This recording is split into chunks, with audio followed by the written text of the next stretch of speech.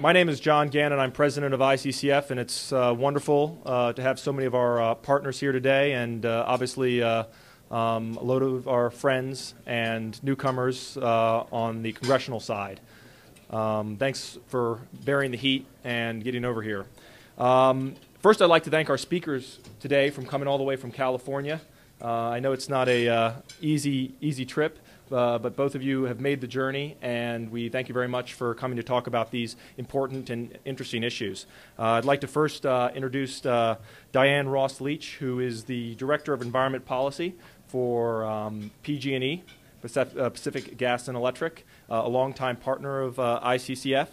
And joining Diane here with PG&E is Sylvia Aldana, Chris Foster, Jessica Hogel, Katie Key, and Matt Miller. So thank you for the PG&E gang for coming today and sharing with us all the good work you're doing.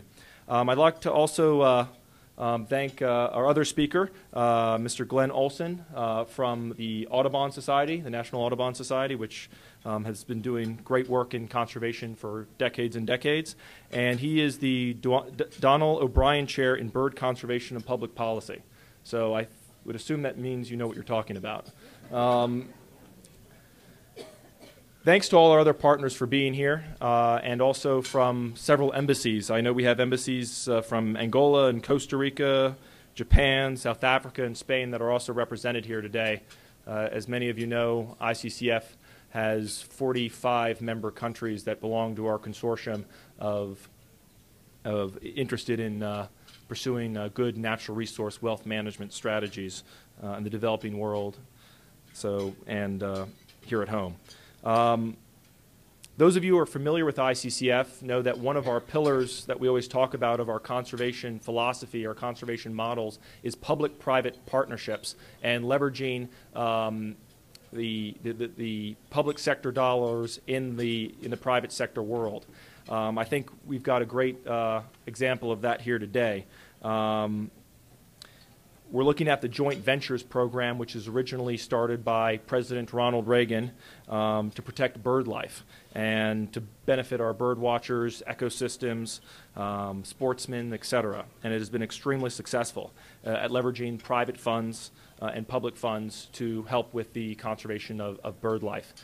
And what we'll do as a program is I'm going to introduce a short video by a friend of ICCF who actually just spoke at one of our events, Secretary Ken Salazar, Secretary of Interior of the United States.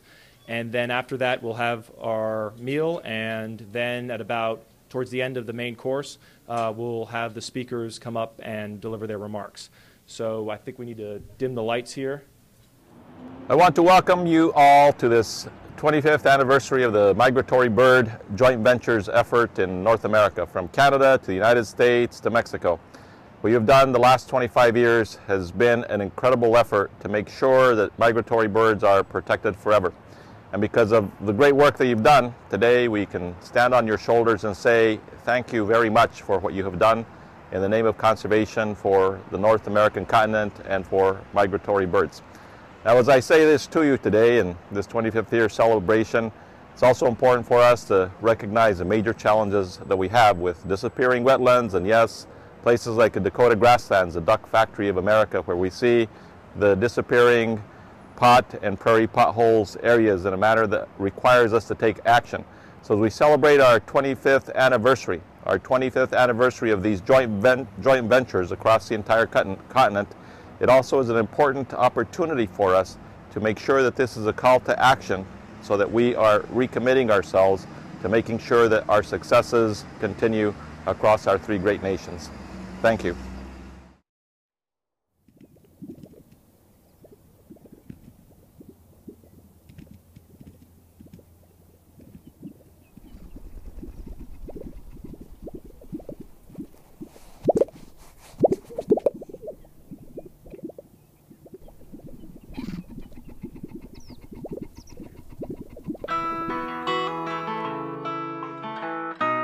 25 years ago, the newly signed North American Waterfowl Management Plan called for the creation of joint ventures. The authors of that plan were inspired by a belief that conserving native bird species requires harnessing the power of partnerships, sharing resources, energy, and expertise to maximize impact. Today, that belief has developed into the model for partnership-driven conservation across our continent. Our partnerships are as diverse as the species and ecosystems that we're working to protect, coming together to tackle difficult challenges and achieve common goals, united by the vision of a North American landscape where birds, wildlife, and humans thrive. Guided by the most up-to-date science, we provide the leadership, planning, research, and support that makes our network stronger and more effective. The results can be witnessed in the efforts of 21 joint ventures working in almost every corner of the US, Canada, and parts of Mexico to protect our shared wild resources. In the Atlantic Northern Forest, joint venture partners have permanently protected 2 million acres of working forest lands. In the Playa Lakes region, partner ConocoPhillips has invested 20 years and over $2 million to help fund more than 250 conservation projects. In the San Francisco Bay, joint venture partners have purchased over 16,000 acres and begun one of the nation's largest wetland restoration projects. And in the Intermountain West, we're working with ranchers to develop sustainable ranching techniques and help conserve rapidly declining populations of sage-grouse. But what makes joint ventures exceptional isn't just what we do, it's how we do it. Over our history, joint ventures have conserved 18.5 million acres at $315 per acre, proving that our approach to conservation is not only successful, but cost-effective. By working together, our resources go further and our achievements grow. Despite our success, we recognize that the job of protecting native bird populations faces an uphill battle. With mounting pressures from population growth, demand for economic development, and competition for limited natural resources, joint ventures are more relevant now than ever. The road ahead will be challenging, but the partnerships forged through joint ventures have the experience and expertise to meet those challenges. Conservation demands a sustained commitment. With that commitment, our nation's wild landscapes can remain healthy and productive for the benefit of all species.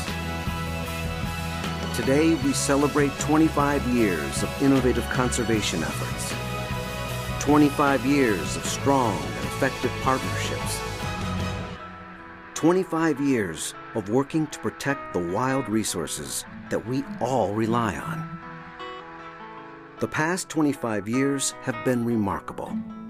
The next 25 need to be.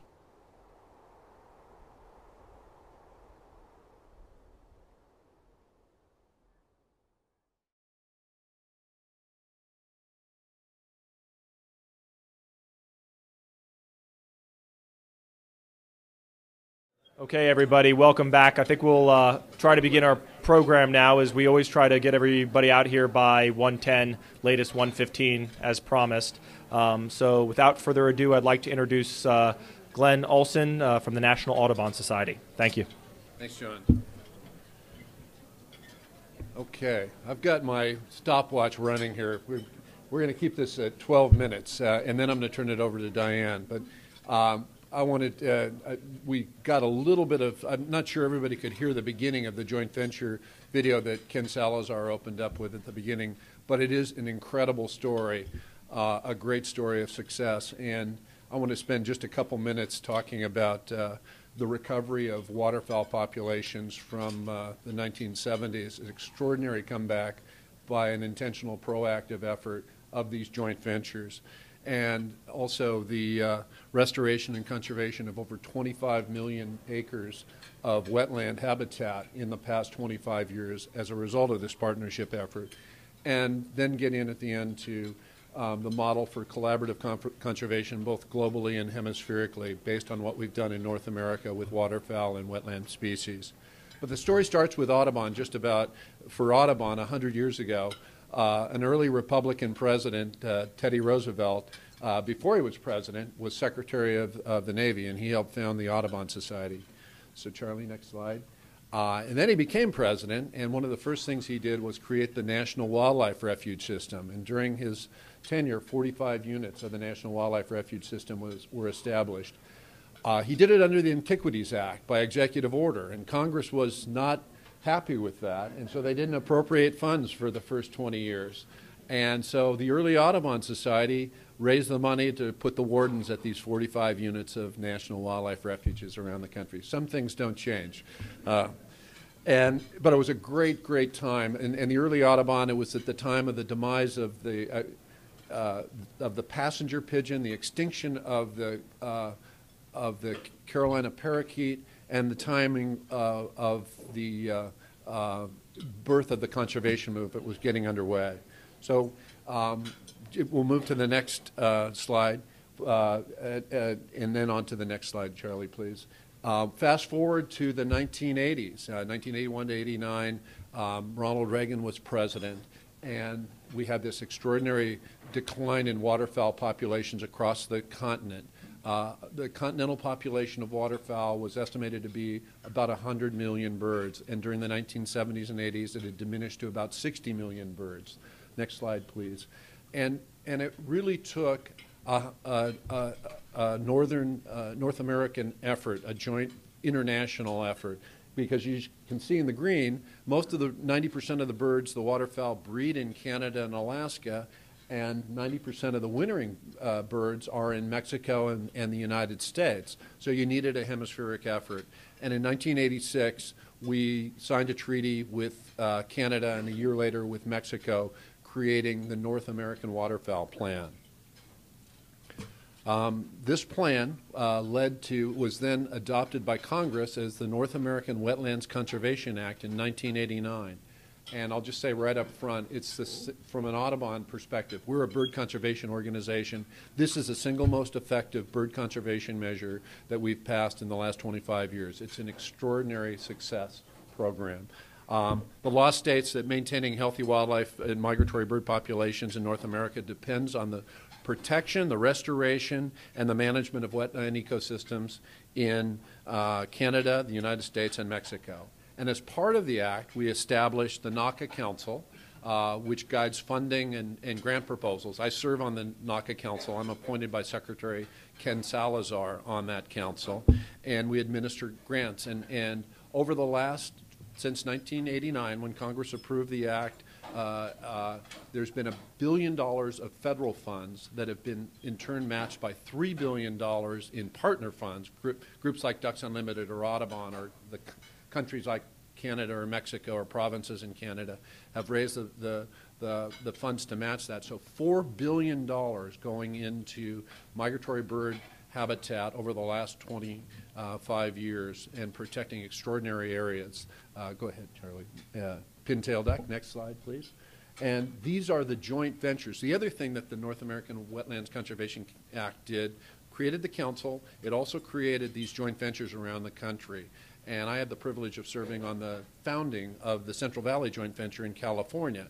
Turns out that we have 100 million waterfowl across the continent. About 10 million waterfowl are in what's called the Pacific Flyway, and 60% of those winter in California's Central Valley. So a very important area to be working and protecting habitat for. So next slide, please. And these are areas that we've restored. This is our Wadis Waterfowl Sanctuary, former bean field and rice field that got restored to 850 acres of wetland habitat, part of over 100,000 acres of restored wetlands. It turns out that in California, which is the story I know the best, in 1850 we had 5 million acres of wetlands. We're now down to 450,000 acres, a 95% loss of wetlands habitat. And at the same time, we are growing from 36 million people in the state of California to 50 million people. So if we want to take care of migratory birds, and this is where we were 25 years ago when President Reagan launched this effort through the treaty with Canada and Mexico, we needed to be proactive and intentional. And we arrested the decline and the loss of wetlands, and we've now actually increased the number of wetlands by 200,000 acres of wetland habitat. Next slide, please.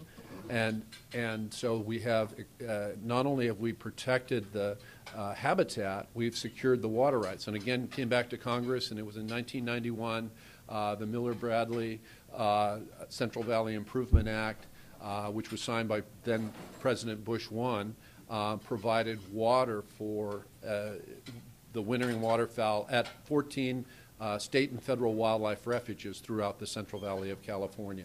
So you provide the habitat, you provide the water, you build the constituency of hunting organizations and conservation organizations, Ducks Unlimited and California Waterfowl, Audubon, Nature Conservancy, Defenders of Wildlife, all working together in an extraordinary partnership. But the key partner, another key partner, arrived later on in the 1990s was California Rice Association. Next slide, please. These are snow geese on rice fields. And it turned out the rice industry could no longer burn because of their straw after they harvested their rice because of problems with air quality in the Central Valley of California. So they started flooding their fields in the fall, after they harvested their rice, to decompose the straw and providing habitat. We have 500,000 acres of rice in California, and almost two-thirds of that gets flooded after they harvest the rice fields, and provides extraordinary habitat, about 10 to 16 inches deep of water on rice fields. It provides, they don't harvest all the grain. There's about 10% of the grain, so it's good food for waterfowl and for shorebirds and sandhill cranes and trumpeter and tundra swans, as well as colonial wading birds like herons and egrets. And that's been a real game changer in California. And the rice industry is now a key partner. If we didn't have rice, we would not have the 60% of the waterfowl that winter in the Pacific Flyway in the Central Valley of California. We wouldn't have the numbers we have. It's an extraordinary thing. Next slide, please. Okay, a little closer look at some snow geese. Next slide, please. So what I'd like to do now is just, because this is what we've done with NACA, it's been a win-win and an extraordinary success and a great partnership, state and federal agencies, NGOs, hunting, non-hunting organizations. But it's in North America, which is where waterfowl are, and that's what it was started around. In 2000, Congress passed the Neotropical Migratory Bird Songbird Conservation Act, and over the last 10 years, that's been doing a similar modeling of matching funds, $35 million of federal funds, going throughout the hemisphere and being matched by up to $150 million of private funds. And 75% of those funds have to be spent outside the United States. 25% can be spent in the United States. But it's extraordinary because, you know, we've got about 800 species of birds that breed in North America, in the United States and Canada. But 340 of those species winter in Latin America or the Caribbean, nearly 40%.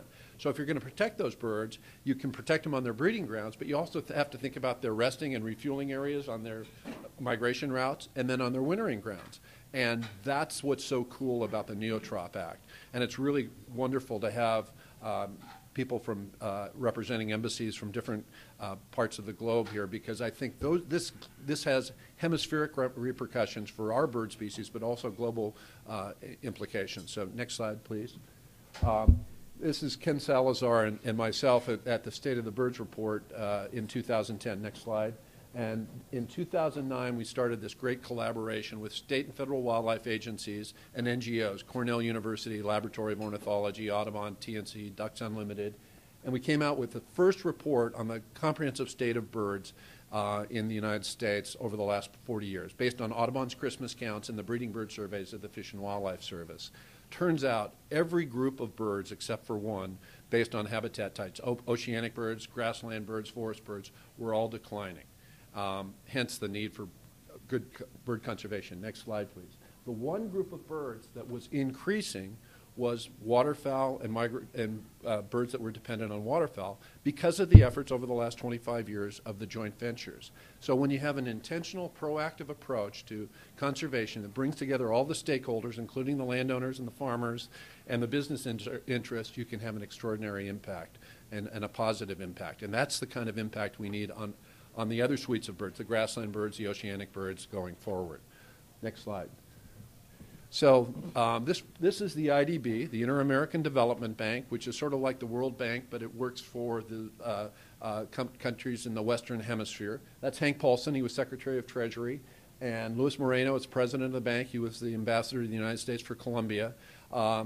They, in 2010, with BirdLife partners throughout the hemisphere, we identified the 2,450 most important bird areas in the United States and throughout the hemisphere. So from Tierra del Fuego to the Arctic Circle, we now know where the most important bird areas, the essential sites for breeding, wintering, resting, and refueling during migration.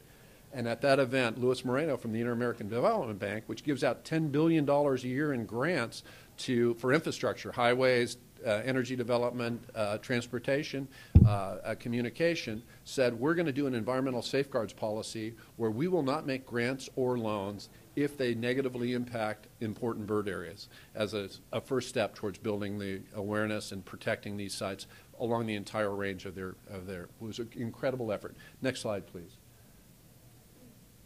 And so this was the book that was highlighted that night, which is a big, thick book, and it's actually available in Portuguese, Spanish, and French, as well as English, online.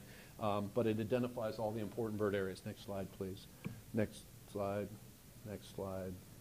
And Audubon just did a new strategic plan in which we changed ourselves from being primarily a North American bird conservation group to a hemispheric conservation group with the same idea that 40% of our birds are wintering in Latin America. We need to be working with our partner organizations throughout the hemisphere. And the Neotrop Act predated us, that started in 2000, doing an extraordinary job. Next slide.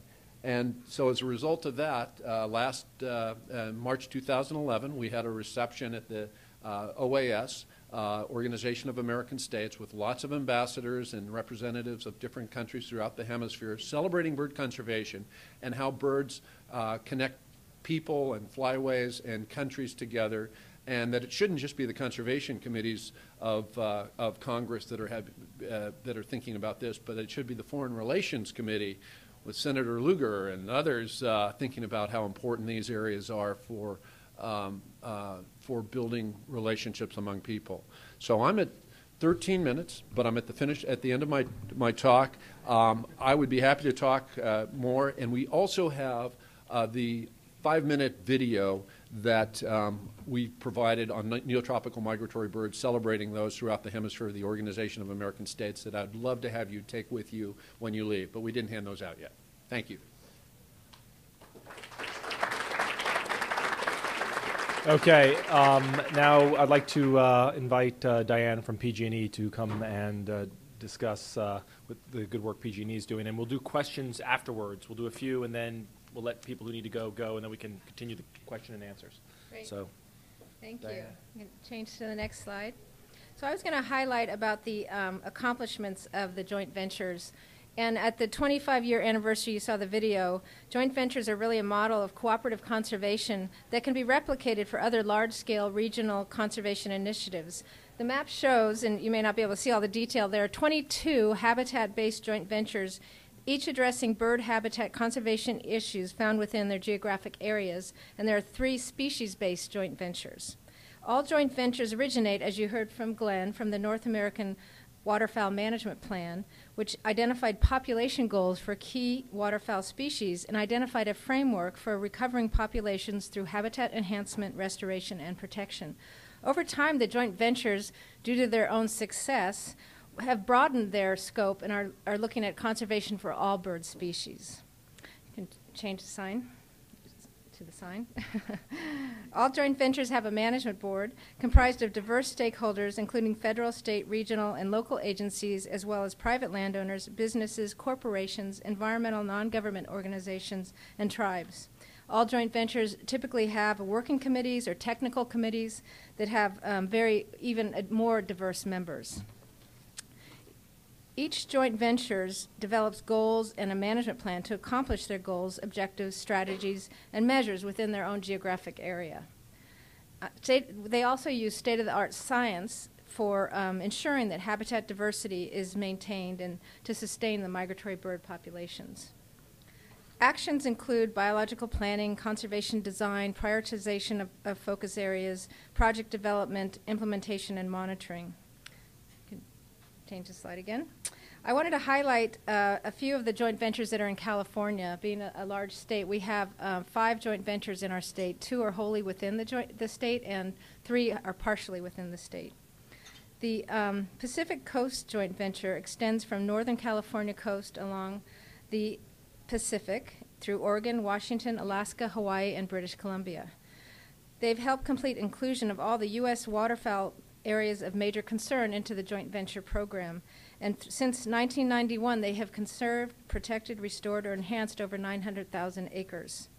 The Central Valley joint venture, which was, as you heard from Glenn, was really instrumental in passing the Central Valley Project Improvement Act, which helped to provide water to the federal, state, and private wetland areas in our state, has conserved, protected, restored, or enhanced over 700,000 acres since 1988 when they were founded.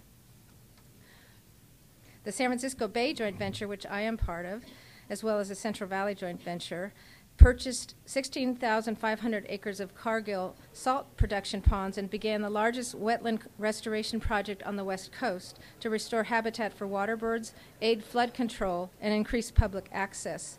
And recently, at our 15-year anniversary, we just published this retrospective that shows all of our accomplishments, and we came up with our first State of the Bird report for San Francisco Bay Area. So I have a few copies of those if people are interested. And some of the stats for the San Francisco Bay joint venture is that we have conserved, protected, restored, or enhanced over 70,000 acres since 1996. The Intermountain West joint venture helped acquire funds for the Natural Resources Conservation Service to build science and communications capacity for the Sage Grouse Initiative, which is a targeted landscape-level conservation initiative since was started in 1991. And then finally, the Sonoran joint venture is the first binational joint venture with Mexico and has a management board comprising members from both countries focused on international partnerships for conservation of shared ecosystems and bird populations, and they've been around since 1999. Partnerships are critical, as you've heard, changes, and with federal, state, regional regulatory agencies such as the U.S. Fish and Wildlife Service, the National Marine Fisheries Service, the U.S. Army Corps of Engineers, U.S. Bureau of Reclamation, U.S. Bureau of Land Management, U.S. Environmental Protection Agency, U.S. Geological Survey, and tribal governments, just to name a few. In California, we have our state agencies that are similar to other joint ventures in other states. We have our California Department of Fish and Game, our California Association of Resource Conservation Districts, our California Department of Water Resources, State Parks, and Wildlife Conservation Board. In addition, we have regional agencies like our county vector and mosquito control districts, regional water quality control boards, etc. But you get the point. This is a very diverse group of partners that participate. And then we have the joint ventures have estimated they have worked directly with over 5,700 non-government organizations in their work with groups like Audubon, Ducks Unlimited, the Nature Conservancy, Defenders of Wildlife, the Trust for Public Land, PRBO Conservation Science, Save the Bay Institute, Sierra Club, just to name a few. And then, of course, we have the private landowners, businesses, corporations, and universities, private citizens, ranchers, farmers. It's really a model to show how partnerships can really promote the common goal of conservation and providing habitat for the migratory and resident birds that we have in our country. This is really a cooperative, self-directed regional coalition. We leverage technical and financial resources and bring the collective capacity together to achieve conservation at a meaningful scale. And there are community-level efforts as well to safeguard natural spaces and connect people with the outdoors. As far as the business case, and that's why I'm here representing Pacific Gas and Electric Company, I think you'll see that it's really, we're getting a good economic value for every dollar that we spend. In the course of 25 years, the partnerships have leveraged every dollar of congressionally funded projects at a 35-to-1 ratio to conserve over 18.5 million acres of important habitat. And the North American Wetland Conservation Act requires that every federal dollar be matched at least $1 in non-federal funds. And typically we match this at a 3-to-1 ratio. The Fish and Wildlife Service estimates that for every NACA grant, the joint venture funding employs about 7,500 people annually. That's across the country. And project implementation, as you'll see with some of the slides that I've provided, just show that this is heavy construction work. And so this is benefiting the construction industry. Contractors with equipment are hired to move dirt and to recontour the land. We build water control structures, construct berms, plant trees. We have wildlife biologists that are employed to help with the restoration. We have people that are buying and selling real estate with willing landowners, make sure that we get the best deal for our dollars. We have engineers that are hired for topographic surveys, construction management, planning, permitting, design for restoration projects. And local businesses benefit from selling the supplies and materials for the projects. There's also indirect benefits from increased public recreational opportunities like hunting, fishing, wildlife viewing, hiking, and other businesses that can support those recreational visitors. So why is PG&E involved with the joint ventures? As I mentioned, I'm a chair of the management board for the San Francisco Bay Joint Venture, and I'm on the board for the Central Valley Joint Venture. And I think that we benefit from being part of the joint ventures because we really value all the partnerships and the relationships that we can build with all the organizations, from the agencies to the non-government organizations. And our customers in California really care about the environment, and we are part of that community. So by participating in the joint venture, it helps support our goal to be an environmental leader and a responsible community member. Our customers value the environment and the air quality. By conserving the great outdoor spaces, it really benefits both parties. And we also have a lot of linear infrastructure that crisscross the bay and other important lands that we don't want to be a barrier to any habitat restoration. We'd rather be a partner and help plan for these successful projects so we can be providing safe and reliable energy to our customers. Joint ventures promote a collaborative model, as you can see from some of these examples, of working together versus competing for limited federal funding. I know in San Francisco Bay Joint Venture we have every major environmental group that works around San Francisco Bay, and rather than all of us competing for a limited pot of money, we all have to get together and identify the best projects to put forward to get those dollars. And if projects aren't ready, we can help with some seed money so that they will be ready to compete. So it's really a successful way that we can work together versus competing. Many joint ventures have similar small grants programs to help folks get started, because that's the most difficult funding source, is to get that planning money. At our recent 25th anniversary celebration in Washington, D.C. this year, we presented several awards to organizations that were deserving for their work in the joint ventures. ConocoPhillips was awarded the Corporate Conservation Champion Award, and they are active in the management boards of the Playa Lakes and the Intermountain West joint ventures. Over the last 20 years, ConocoPhillips has donated over $2 million to the Playa Lakes granting program that has been leveraged more than threefold by partners, resulting in over 20,000 acres being restored, enhanced, or protected, as well as being an important partner in innovative education and research projects. At the Intermountain West joint venture, ConocoPhillips contributes annual funding support and expertise in working with other corporate sponsors on bird habitat conservation by supporting their capacity grants program. Private landowners in the Grassland Resource Conservation District, which consists of 162 private duck clubs and over 2,000 member hunters located in the Central Valley of California, were awarded the North American Migratory Bird Joint Venture Conservation Champion Award for private landowners. Many of those private landowners have worked in the Central Valley Joint Venture partners for over 25 years, and it's contributors and beneficiaries of the North American Wetland Conservation Act grants. Those grants have protected a lot of property. It's 65% of the grassland ecological area wetlands are privately owned and intensively managed to maximize the wetland productivity and help meet migratory bird needs for the Pacific Flyway. I hope you get the sense from all of these examples, and I have many more, that the joint ventures are really, over their 25-year history are really a win-win-win for the environment, partnerships, and businesses. And I truly believe that the Habitat joint ventures are a successful model that other conservation partnerships on a national and international scale can replicate. Thank you.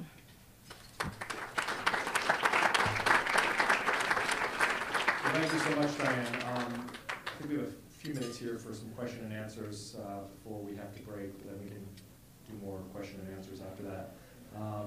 Would anybody like to start? I know always the first question is always the hardest to get out of people. We'll promise you an extra dessert.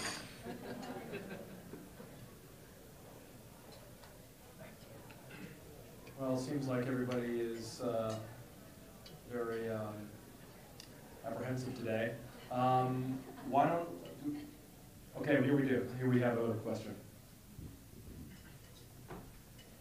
If there's one change in federal policy which would help ensure the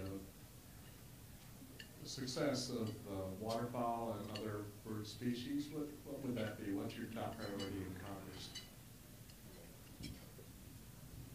Well, I think, speaking about waterfowl and migratory birds, I would say sustaining the effort that's been ongoing through NACA, the North American Wetlands Conservation Act, and continuing to fund it, even in these difficult economic times. And what's been remarkable, as I pointed out, that it started with President Reagan, it went to President Clinton, and Democrat or Republican, environmentalist or hunter, we've all come together around NACA. And then, as Diane pointed out, and I tried to show in some of the slides, it's broadened itself to waterfowl bring along shorebirds, other colonial water birds, wetland-dependent species, because there's such an emphasis, they need the same habitat. So if I would just, one of the things James said in setting this up is, Glenn, we can't lobby. We're not lobbying today. And I think that's exactly right. So what I'm saying is, let's celebrate the success of the last 25 years of NACA and keep that going forward. And it's been an extraordinary, I'm sitting here with one of the representatives for Congressman Rob Whitman on the Migratory Bird Commission. All of our NACA recommendations have to go to the Migratory Bird Commission. Congressman Dingo, two congressmen from two senators and congressmen, 2 Republicans, 2 Democrats. They've been extraordinarily helpful, but the partnership effort of bringing, before the Migratory Bird Commission, without NACA, got $10 to $15 million a year from duck stamp monies, from hunters paying for duck stamps. Now we're at $4 billion being approved by the Migratory Bird Commission because of this larger effort that the United States catalyzed, but then our other partners brought in. So thank you. James, I didn't know you were so persuasive when you were discussing this with our speakers. I think you deserve a raise. Hi, I'm Carla Friedrich with the United Nations Environment Program. I wanted to ask, have you had the opportunity to establish wetland mitigation banks where, when other areas, we want to not lose any wetlands, but of course there's development going on, where you can have these places that are very important for migratory bird conservation and other important ecological aspects, where you can look at establishing mitigation banks, and not only here in the U.S., but perhaps also with your partners in Latin America and the Caribbean. I'll take a stab at that. As you know, in the United States, there's pretty clear rules of how you establish wetland mitigation banks with the U.S. Army Corps of Engineers. But joint ventures are not really formed for that purpose. I think wetland banks can help satisfy an important need, but each joint venture has different policies, and some support them and participate in those banks, and others do not. So it's based on the management board and what the mission and goals of those joint ventures are. So it's kind of a separate thing, but I think it's an important tool to add to what the joint ventures are doing.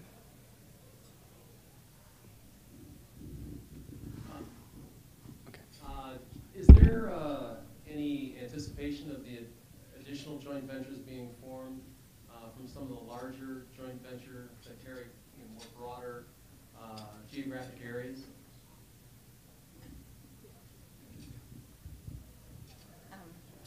I've got Ken back here, who's the ringer. If I need more help, but I don't know if you've heard of landscape conservation cooperatives. That is a successful. Based on the success of the joint venture model, this initiative was put forth by the Fish and Wildlife Service to do exactly that, is looking at larger scale landscapes and how can we look at climate change and changes in the our landscapes and how to address those with better science to inform the work that we do on the ground. So I know some joint ventures boundaries that are the larger ones match the LCC boundaries, but others do not. Like in California, I think we have two, right, north and south. And so the joint ventures, there's some overlap. So we're just making sure that we're all coordinating together and communicating of what each group is doing so that we can better inform our work on the ground with what's happening with the science that the LCC is starting to drive. So I don't know, Ken, if you want to add any more there. So I'm Ken Kreisky. I work with the U.S. Fish and Wildlife Service and I'll coordinate the joint venture partnerships for all this year. All right. But we're working with the Fish and Wildlife Service. I'll coordinate our joint venture partnerships here at the DC Office of the Service. Just to answer the question directly, right now in the U.S. we are basically coast-to-coast joint ventures. So there's no anticipation of new joint ventures forming in the United States. And several of our joint ventures, again, reach across the border into Mexico and work in Canada. I can say the success of the joint venture partnership has been recognized in the hemisphere. There are several alliances in Mexico that are forming this partnership and using joint venture partnerships as a way of moving forward. There's also an effort down in the southern cone region of Argentina, Brazil, Paraguay, and Uruguay, the Southern Cone Grasslands Alliance, again, built upon the joint venture model. So there are efforts across the hemisphere in terms of these partnerships recognize the success of the work that's been done through these collaborative efforts. Okay, I just looked at my watch and I've got to let everybody go if they would like. If anybody has any further questions, I'm sure our speakers will remain for a few minutes to discuss. But thanks so much for coming. I hope everybody's going to be watching the Olympics tonight, and I will be. So go USA. Cheers. Bye.